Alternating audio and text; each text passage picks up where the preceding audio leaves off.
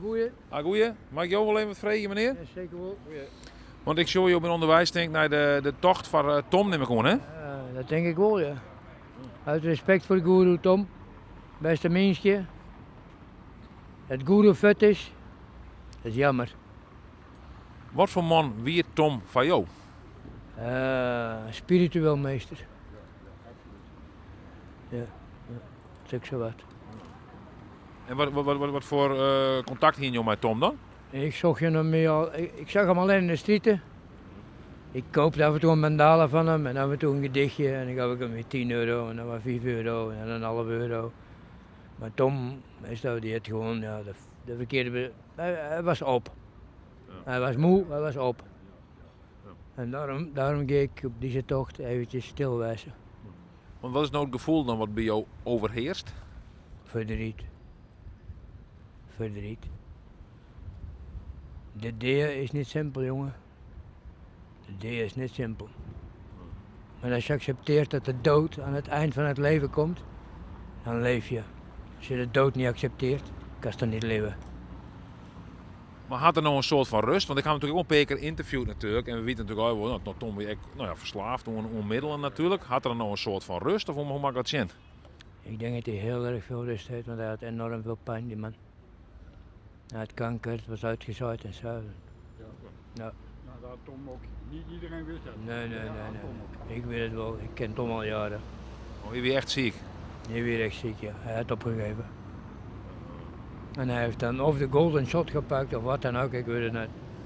Maar, meestal, iedereen deed op zijn manier. En Tom heeft voor zijn eigen manier gekozen misschien. Ik weet het niet. Ik wil er niet bij. Want wanneer jij en jou dan dat er overleden weer? 1 dag, dezelfde dag geloof ik. Of een dag later, dus ja. Het was al bekend bij de dakloze wereld. Dus, maar als je het niet erg vindt, ga ik er nog meer. Ja, nee, we gaan verder. Want van binnen meestal komt verzamelen en dergelijke. Ik zal er even herinneren. Je hoorde dus de dag dat er een tocht is van Tom Bruning. Oftewel Tom de stadsnomade. Ik ga in het vrienden wel aardig wat filmpjes met hem opnam. Dat ik me afvraag van, hey, maak hem eigenlijk wel heel ja, want ja, natuurlijk weer Tom een verslaafde. Een bolletje wit, bolletje bruin, dat verwees net meer naar heroïne en cocaïne, denk ik. Die zei de laatste tijd steeds minder uit. Dan zeg ik maar toen een wolstad van, nou, dat net best. Dus, nou, dus een stille tocht, of net een stille tocht trouwens. Je wilt eigenlijk een stille tocht zeggen, dat je zo gewend bent van een stille tocht. Maar dit is een stille tocht. Voor mij is het juist een tocht om het leven te vieren. Meestal met blom en dan best geloerd maken worden. En er zijn een paar symbolische dingen die meestal hier uitvieren. Beginnen even misschien dan bij de spaardel van broodje, et cetera. Dus we laten even zien wat er gebeuren gaat hier in deze tocht. Want wat brengt jou hier? Wat jou hier brengt natuurlijk, maar waarom moet je zo graag wijzen? Ik ken Tom al sinds ik heel klein ben, dus sinds de goede oude tijd. Dus sindsdien, ja. Had je hem dan nog kent dat er net verslaafd weer? Ja, dat is al een mooie tijd geleden. Want hij is daarna heel hard achteruit gegaan. En hoe hartig ik het ook vind om te zeggen, ik denk dat mijn ex-stiefvader hem aan de drugs heeft geholpen. Dus ik ben gelukkig van hem af, maar ja. Dat is wel een heftig verhaal. Kijk, ik kende Tom natuurlijk ook wel. Ik kwam wel tegen op straat en ik heb wel eens een video met hem gemaakt natuurlijk. Maar wat is eigenlijk het verhaal dan van Tom? Waarom was hij aan de middelen? Voor hemzelf, tenminste zoals hij het zelf beschrijft, was dat om de stemmen in zijn hoofd minder te laten worden. Hij hoorde ongeveer 40 stemmen. En met drugs kon hij dat onderdrukken, zei hij zelf. Ja, dat inderdaad heeft hij ook wel eens tegen mij gezegd. Hij had het over skinwalkers bijvoorbeeld. Of in ieder geval, hij had er bepaalde theorieën voor, denk ik. Ja. Wat is dan nu het gevoel, nu die er niet meer is? Het geeft alsnog een gat in het hart. Ik kwam vroeger al bij hem thuis eten en dat soort dingen. En voor mij laat het best wel een gat achter. Want wat was dan je relatie tot hem naar de laatste tijd? De laatste tijd heel erg weinig. Ja, helaas wel. Ja, is dat misschien veel in zijn eigen wereld? Ik weet het niet precies. Of de wereld, ja, zeg het maar. Ja, de wereld gaat door, hè. Ook levens, ook mijn leven. Dus ik had de laatste tijd niet echt veel contact meer met Tom. En mag ik ook wat vragen? Ja. Ja, want ik zie wat hij op bio? Ik heb een bosje bloemen, of wij hebben een bosje bloemen. Dit is mijn zoon, mijn schoondochter.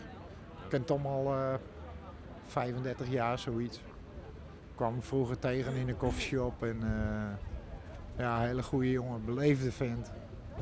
Ja, ik kwam elke week wel tegen, 3 keer, 4 keer in de week. Hier in de stad bij de Spar en gaf ik op sigaretten mijn kleingeld. Ja. En wat maakt het Tom nou zo bijzonder, hè? Dat je echt nog zo volle meesten hier komen om hem nog een soort van laatste eer te doen? Ja, hij was altijd heel fatsoenlijk en heel goed voor je. Kijk, ik heb mijn zoon ook 10 jaar niet gezien. Hij zei, Leo, het komt altijd goed, jongen. En op de dag, hè, dat is voor de kerst, kom ik Tom tegen op straat en hij zegt, doe je morgen de groeten aan je zoon. Ik zeg, Tom, ik heb die jongen al 10 jaar niet gezien. En de volgende dag stond mijn zoon op bij mij op stoep. Dus ja, dat doet me wel wat. Hij had altijd, hij had in heel veel dingen had hij gelijk. Maar het is jammer dat hij gewoon heel erg in de war was. Ja, sneu. Gemis in de stad. Ja. Want ik begreep hier ook wel echt een verbinder in die zin tussen meesken. Ik kon ook altijd wel een praatje met hem maken, weet je wel. En hij stond ook altijd voor je open. Dus ja, ik ken hem, het doet me zeer dat hij weg is. Ja. En wat betekent dan zo'n tocht nou dan voor jou? Nou, respect voor hem. Dus, en dat hebben alle mensen denk ik hier wel. Dus ja, daar is hij gelukkig dan nog wel mee gezegend, vind ik. Dus, en wat voor God lid Tom nou dan achter bij jou? Wat voor? Nou, wat voor gat, wat voor, hè? Wat mis je jou? Het gesprekje in de stad. Kijk, ik woon ook alleen, ik ben eenzaam en ja, met hem had ik elke week wel een gesprekje. Of ik zat met een bichetje te roken of een sigaretje te roken en gewoon over alledaagse dingen praten. En ja, zo was Tom. Want ik kreeg zelfs die lief voor me nog een bericht van familie van hem. Ik weet het net, een nicht of zo. Die zei van, goh, ik zou graag contact houden met Tom. Misschien kennen we wat voor hem dwan of weet ik veel. Maar wie er überhaupt nog wat voor Tom te dwan daar aan het tiert? Hij was de laatste tijd helemaal in de war. En hoorde stemmen in zijn hoofd. En ja, je kon ook niet te veel meer tegen hem zeggen. Want hij kon dat gewoon niet meer aan. En ja... Hij zei, Leo, laat me maar met rust. En weet je wel, helemaal op de laatste dagen. De ene dag, ja, de dag voordat hij overleden was, kwam ik hem nog tegen. En ik heb hem nog sigaretten gegeven, ik heb hem nog kleingeld gegeven. Mijn zoon die heeft hem in diezelfde week heeft hij hem nog eten gegeven en dat soort dingen. Dus ja, het is gewoon triest. Wat wie dan het laatste wat jou bijvoorbeeld mij besprutsen hier? Dan wie gewoon sigaretten aan en voort? Ja, dan gewoon over alledaagse dingen. Ja, Tom was ook ziek en ja, daar had hij het dan wel eens over. Heel veel roggels Ik begreep van horen meneer ik niet spultje zei van hier kanker, maar dat weet ik net. Maar. Ja, dat weet ik ook niet. Dat weet ik ook niet. Dus nee, dat is mij onbekend. Maar ja, het zou zo kunnen, weet je wel. Ja. Het is jammer. Het is gewoon een gemis voor de hele stad. Ja. Zo een was altijd vriendelijk. Zat nooit te schelden tegen mensen. Altijd beleefd. Ja, hij deed gewoon zijn ding. Ja. En hij hield van bruin en hij hield van wit.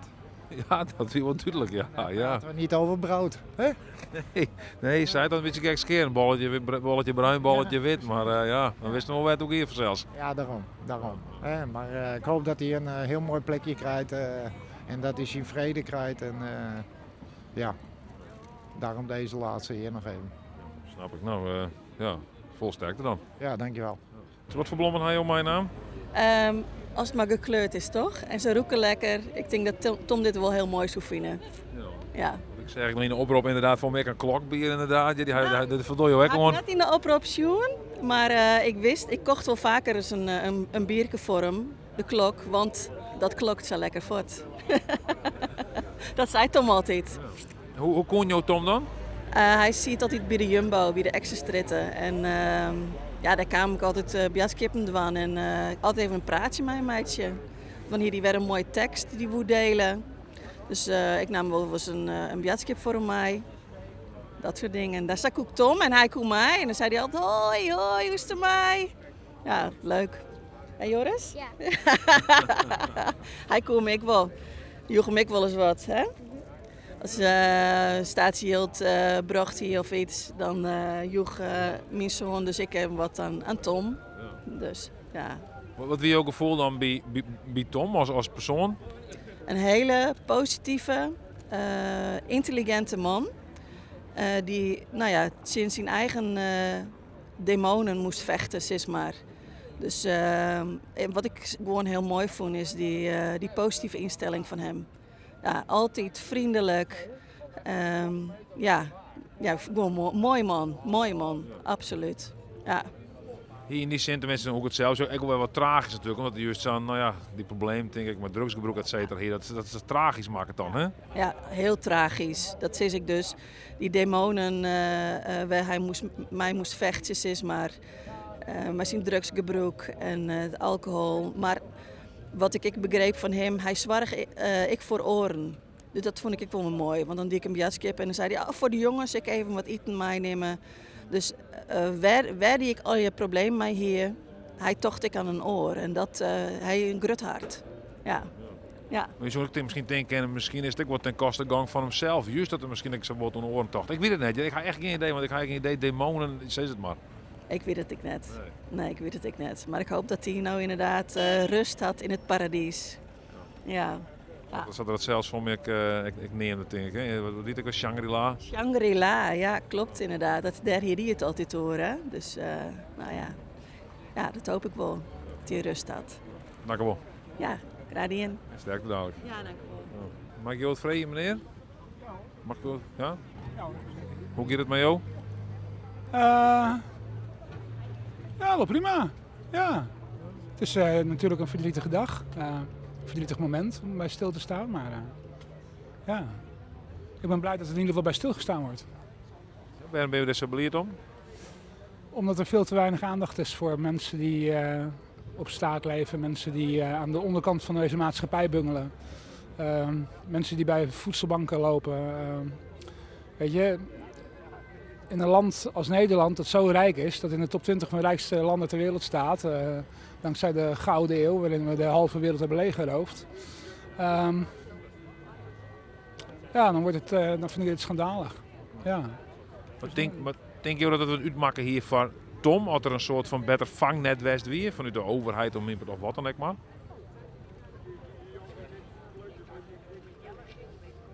Ik denk dat wij zelf het vangnet mogen zijn voor elkaar. Dat we daar de overheid helemaal niet voor nodig hebben. Ja.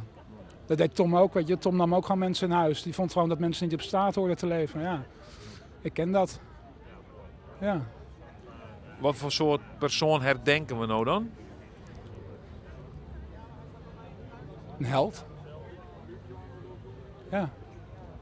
Weet je, persoonlijk meesterschap, weet je wel. De held van je eigen leven worden. En hij had een boodschap en die droeg hij uit. En dat deed hij fantastisch. Ja.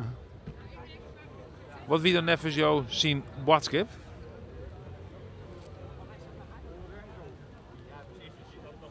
Dat ieder leven telt.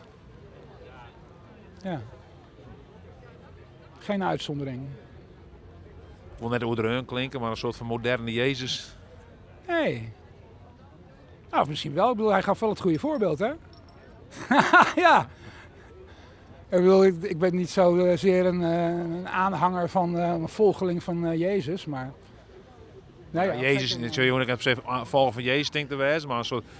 Nou ja, Jezus zit ergens voor natuurlijk, een symbool zo van nou, denk om de medemens. Maar, zijn echte naam was Yeshua en niet Jezus.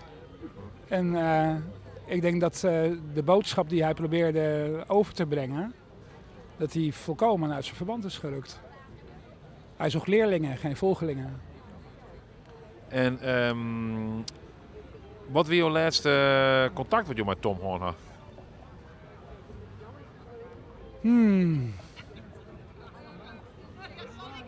Dat is tussen mij en Tom. Ja. En wat ga je dadelijk, als je dadelijk je terugstaat en herinnert je deze tocht, waar zie je dan aan het denken?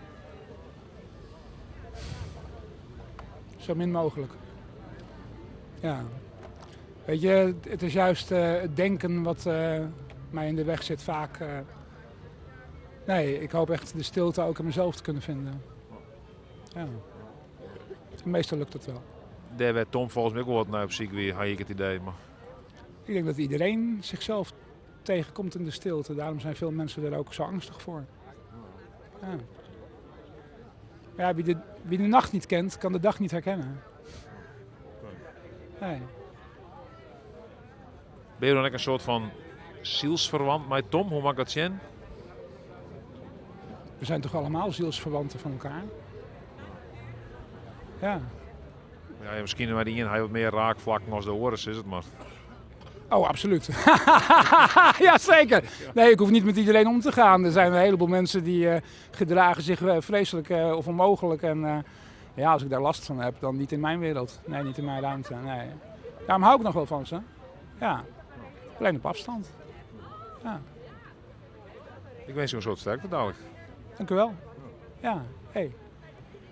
Loop mee en... Ja, we zitten zeker in mij herinneren. Dus ik denk wel aan die kant uit. Ik denk, oh ja, jij toch zo'n wat die kant uit. Dus komt goed. Nou, ja, komt goed. Dank u wel.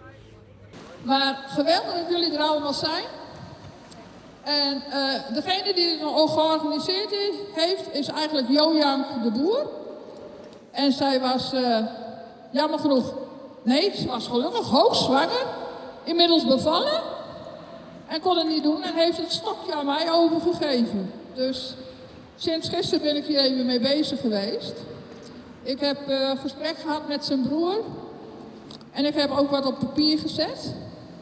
En hetgene wat mij het meeste raakt steeds is... Het eerste wat mensen altijd zeggen als je het erover hebt is van... Ja, die verslaafde. En mijn reactie is dan altijd, we zijn allemaal verslaafd.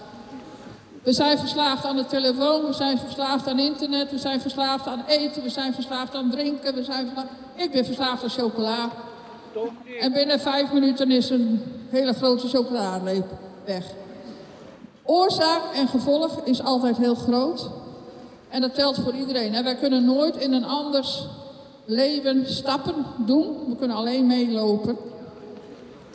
En ik heb zelf ook in andere omstandigheden ervaren hoe erg het kan zijn. En hoe kwetsend mensen kunnen zijn naar personen. Wat mij vooral opviel, is dat Tom altijd open en eerlijk over alle dingen sprak die hij deed en die hij ervaarde. Dat je gesprekken kon voeren over de simpelste dingen. En hij herinnerde zich altijd als je was geweest, als je weer kwam, waar je het over gehad had. En dan kon je gewoon weer verder gaan met je gesprek. Ik kom zelf geboren uit Leeuwarden, maar ik kom bij Heerenveen weg. Dus zo vaak kwam ik hier niet. Maar mijn zoons komen hier heel vaak en die hebben ook hele goede gesprekken met hem gehad en hele mooie dingen met hem beleefd. Als je vroeg wie hij was, had iedereen wel een antwoord. Die gek was een zwerver, een dakloze, een drugsverslaafde. Hij werd op den duur betiteld als de stadsnomaat van Leeuwarden. En dat was wel een eervolle titel. Zijn naam was Tom. Gewoon Tom, zei hij als je erom vroeg. Waar kwam hij weg en wie was hij? Wat heeft hij gedaan? Tom is geboren in Amsterdam.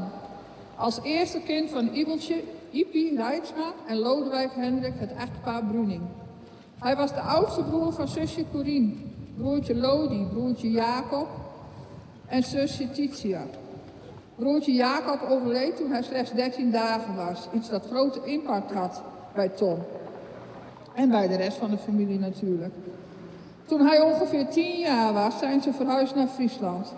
Waar zijn moeder in Verwerd was geboren. Ze kwam uiteindelijk te wonen in Oensjerk. Hij heeft vanaf zijn jonge jeugd af altijd diepgaande gesprekken gevoerd met zijn vader, tot diep in de nacht over het geloof, politiek en nog zoveel meer. Vele verhalen zaten in zijn hoofd. Hier leefde hij in een totaal eigen wereld, waar hij toch ook nog vaak van deelde in zijn vertellingen. Als je met Tom in gesprek keek hij je aan, dan toonde hij oprechte belangstelling. En bij volgende ontmoetingen kon hij je nog precies vertellen waarover je gepraat had. Hij zat heel vaak bij de Spar of bij de Jumbo. Met zijn tekeningen en zijn gedichten. Die hij dan aanbood voor een klein bedragje. En dan vroeg hij zelf geen geld. Mocht je zelf bepalen wat je gaf. En als je zei, ik geef niks. Dan zei hij ook nog heel beleefd, dankjewel. En een fijne dag verder. Hij werd niet boos. Hij hield van klassieke muziek. Speelde vroeger bij de brassband, de Waltza, op de althoorn. Waarmee hij ook fanatiek meedeed aan concoursen, onder andere in Londen en in Zwitserland. Tom heeft opleiding gedaan, eerst gymnasium, daarna ateneum, klassieke talen, Grieks. Toen naar Kampen verhuisd, waar hij theologie ging studeren.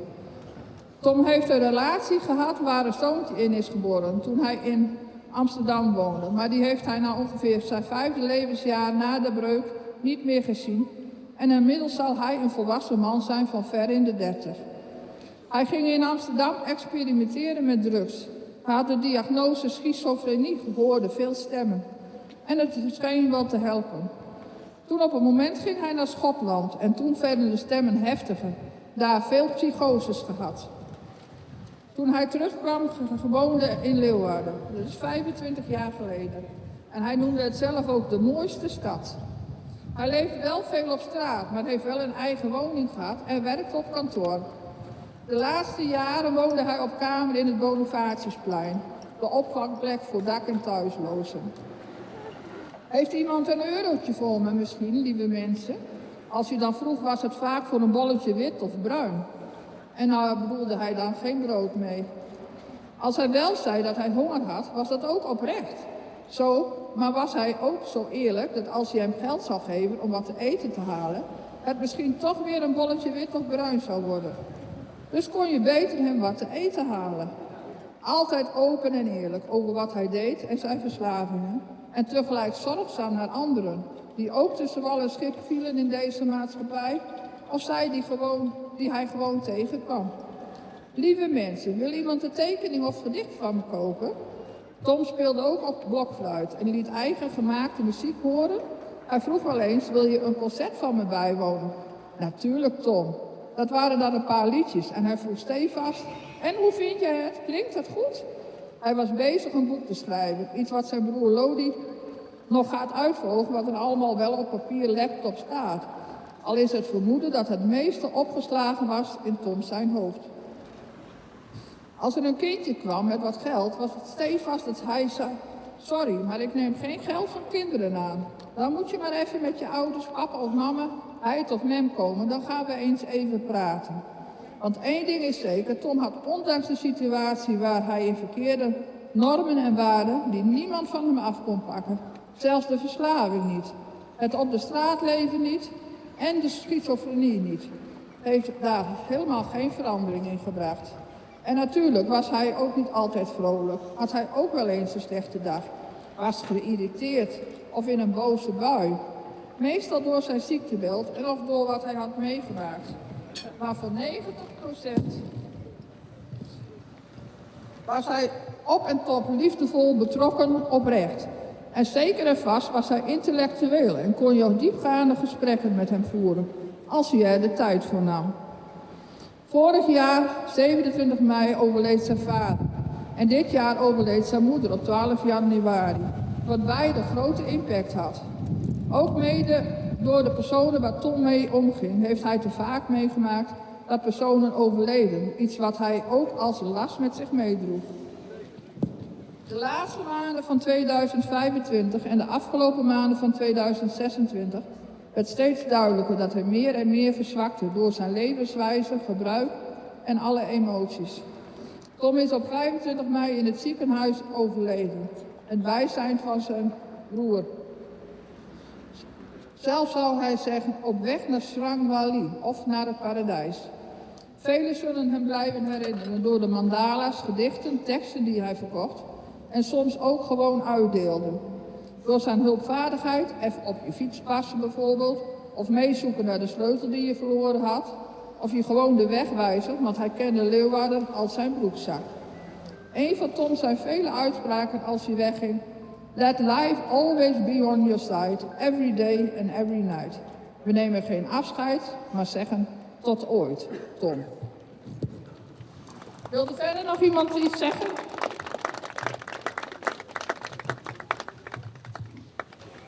Goedemorgen allemaal. Fijn dat jullie er zijn. Ik heb Tom leren kennen toen hij met een mandala naar me toe kwam. Ik heb hem 2 euro gegeven.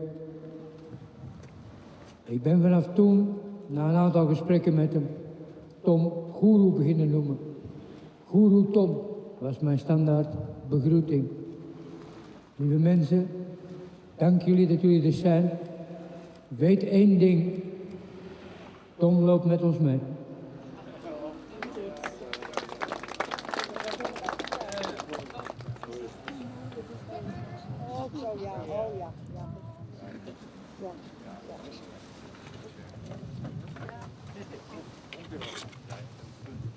Tom was een hele goede gozer en hij was ook een hele goede dichter.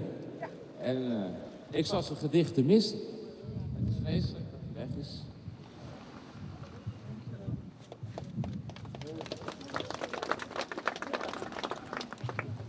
Lieve mensen, Tom was een hele lieve vriend van mij.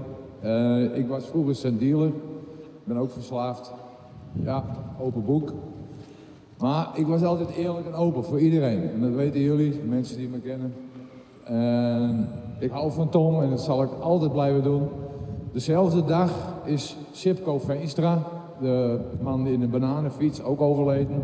Fotograaf, bekend in Friesland. Dus het is een dubbele tocht voor mij vandaag. Met veel liefs voor iedereen.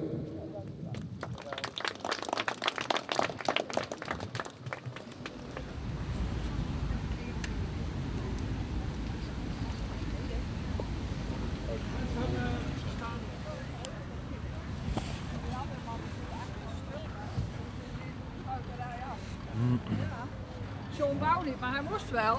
Ja.